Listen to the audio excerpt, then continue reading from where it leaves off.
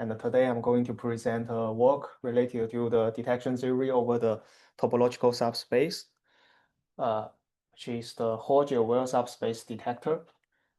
So the motivation of this project is that we want to detect whether there is a normalizing network. For example, we want to detect whether there is a water leakage in the water network, or whether there is a traffic jams in the traffic network, or whether there is an outage in the power network, and so on.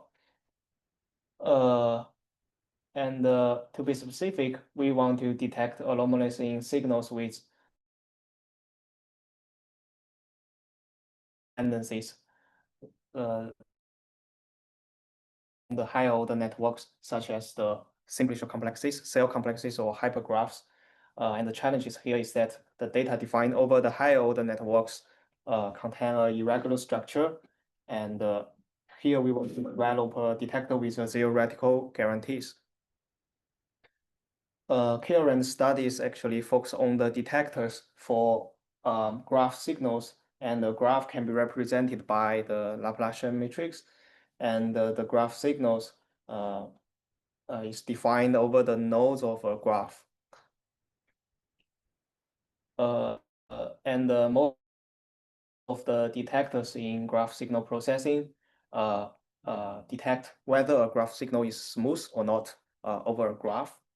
But in this project, we want to develop a detector for the signals that define over the edges.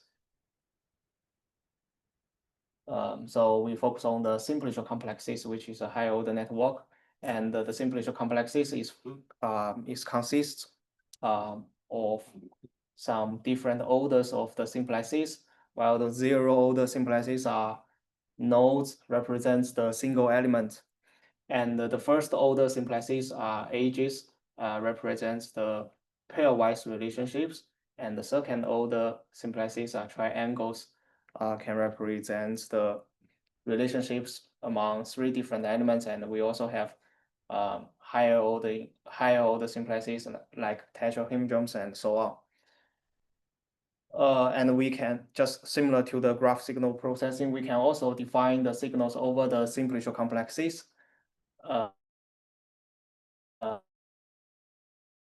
Node signals are defined over the node simplicial complexes. It can be the measurements of temperature, water pressure in the sensor networks, and the edge signals can be the measurements of water flow and traffic flow, and the triangle signals can be the values that define over the triangles of the simplicial complexes, like the EEG measurements of H3 voxel interaction. Then we know that the topology of the graph can be represented by the incidence matrix, the graph incidence matrix.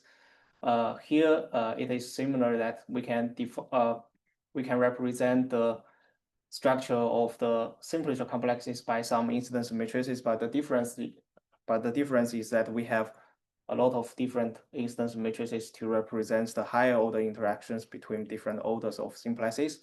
The B1 is the node to edge instance matrix. It encodes the relationships between the node and the edges, just like the graph instance matrix. And we have also B2, B3, B4. The B2 is the edge to triangle instance matrix, and it tells us how the edges and the triangles are interacted with each other. Yeah. And then the whole structure of the simplicial complexes can be represented by the Hodge Laplacian, LK. And we can see that there are two terms in this LK. The first term is called the lower Laplacian, and the second term is the upper Laplacian. The lower Laplacian represents the lower adjacencies in simplicial complexes. For example, how edges are connected by nodes. And the upper adjacencies actually represents the upper adjacencies. For example, how the edges share the common triangles. So this is the upper and the lower adjacencies.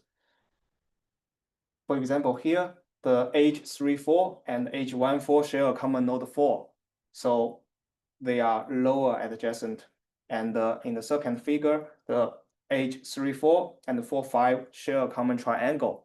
So they are upper adjacent. Then uh,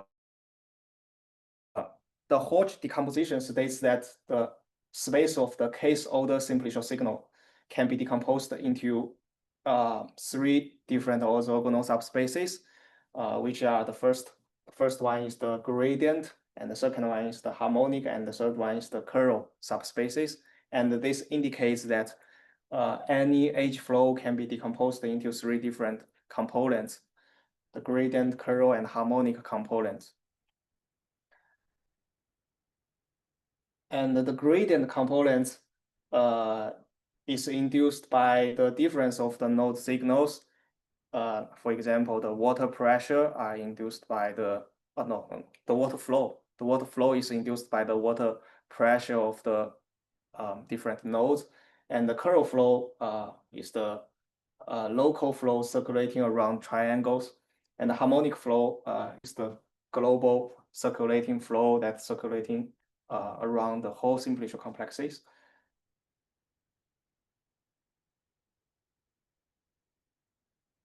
And if we consider the eigen decomposition of the first order Hodge Laplacian, we have the U lambda U transpose, and the U is the eigenvector of the first order of Hodge Laplacian, and the lambda is the eigenvalues. And we can rearrange the eigenvectors into UG, UC, and UH, while UG spans is the eigenvectors, other eigenvectors spans the gradient subspace, and the UC, UH are the curl and harmonic, other eigenvectors spans the curl and harmonic subspaces. And the gradient, curl, and harmonic components lives in these three subspaces. And based on the Hodge decomposition, we have some interesting observation that we have some interesting observations for the real world flows. Some real world flows lives in some specific Hodge subspaces when in the normal cases, but sometimes the anomalous happens, and that means it will not only have the components in some specific subspaces, there will be some other components in the other subspaces. For example, the Forex is a foreign exchange rate flow, and there is no arbitrage condition, which means one person cannot make profit by exchange between currencies within a loop of the currencies. And this no arbitrage condition indicates that in the H space, the flow is curl free, which means it only has the gradient components, and there is no curl and harmonic components like this. This is the normal case. So there is no components in the other subspace. But sometimes the anomaly happens. One person can make profit by exchange between the currencies repeatedly. So this is the case that we don't want to see, and we define this as anomalous. So in this case, the components will show in will appear in the other subspace. So what we want to do is we want to detect this type of anomalies by developing a topological detector based on the Hodge decomposition. So we propose a hypothesis testing problem, while the X is the true H flow, the clean H flow, and the F is the noisy H flow, and the N is the zero mean Gaussian noise. So the hypothesis testing problem is that hypothesis 0 is the X, the clean signal, the clean H flow lives in some specific Hodge subspace, and the hypothesis H1 is that X does not live in this Hodge subspace. Then we can define the Hodge subspace as U delta. It can be UG, UC, UH, or the combination of UG, UC, the combination of UG, UH, or the combination of UC, UH. Then we can also define the complement subspace of the U delta, which is the U delta hat. And based on the property of the because these eigenvectors are also orthogonal, so when they multiply together, we get a zero. And if we check the projection of the H flow, H signal in the complement subspace, we do the projection in the complement subspace, we found that the result is a combination of the signal projection with a noise projection. So, but then we found under the hypothesis H0, the projection is only noise, while under the hypothesis H1, it is a projection of noise with a non-zero and develop a detector. Based on the generalized likelihood ratio test, we propose the simple Hodge detector. After some derivation, we get this equation. It is an energy detector. It compares the energy of the projection in the complement subspace with a threshold. When this value is higher than the threshold, then we say that this flow F comes from the hypothesis H1. Otherwise, it is come from the H0.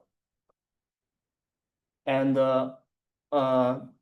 we found that we found that this detector satisfies the chi-square distribution, and the probability of false alarm and detection can be computed in a closed form like this. It is a function of the threshold.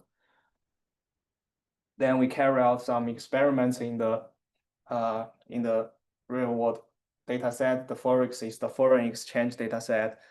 It satisfies the flow here, satisfies the low arbitrage condition, so it is curl free. The signal should live in the gradient subspace, and there's no components in the curl and harmonic subspace. And the last FM is a music data set. It records the switches of a user between different sums. For example, if a user play some transfer from sum A to sum B, then we add a unit over this H. And in this way, this H flow is divergence free, which means that we only have the curl and harmonic components. There's no gradient components in the gradient subspace. And the Chicago is a synthetic data set. Then the experiments results, okay. So,